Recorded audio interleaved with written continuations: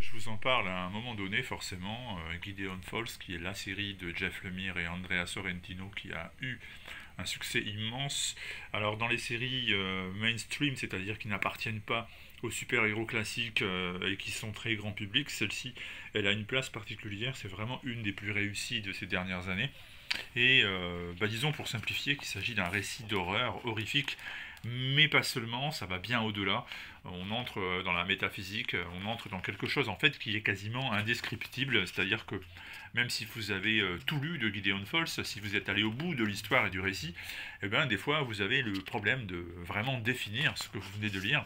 En tout cas, chacun n'en a pas forcément retenu les mêmes conclusions, et c'est aussi ce qui fait le fort de cette histoire, c'est-à-dire qu'elle échappe à toute définition possible, à toute réduction. Disons pour tout de même la rendre accessible à ceux qui ne la connaissent pas encore, que le personnage principal c'est peut-être Norton, celui que vous voyez là maintenant avec son masque.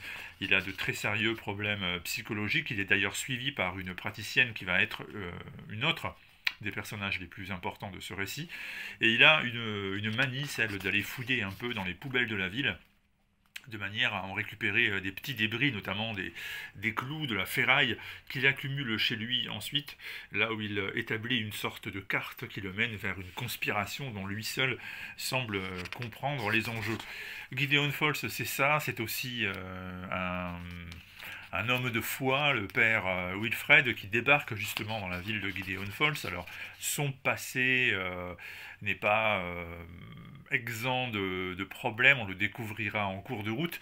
Lui aussi va se retrouver embarqué dans une aventure qui va mêler l'horreur, qui va mêler la science-fiction, qui va mêler des histoires de mondes parallèles. C'est très très difficile en fait, hein, je le répète encore une fois, mais résumer Gideon Falls n'est pas simple. Et ce père Wilfred, donc, il va un jour, en plein milieu d'un champ de céréales, voir apparaître une grange, la grange que vous avez vue d'ailleurs au tout début, celle-ci, là, voilà, qui est là aussi un élément très très important de la mythologie de Gideon Falls.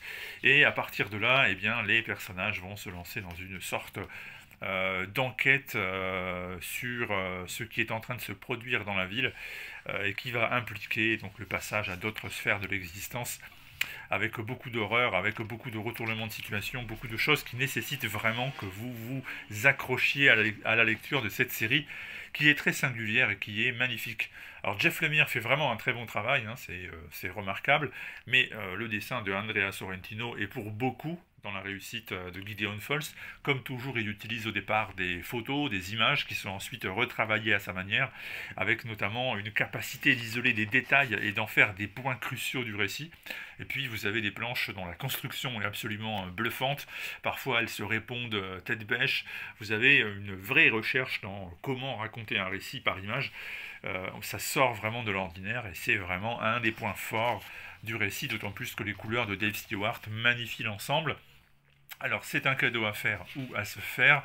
Difficile pour moi de dire qu'on aime les comics indépendants et ne pas se pencher sur le cas de Gideon Falls. C'est vraiment une très très bonne série. Vous voyez cette planche là par exemple, elle est vraiment dans le bon sens.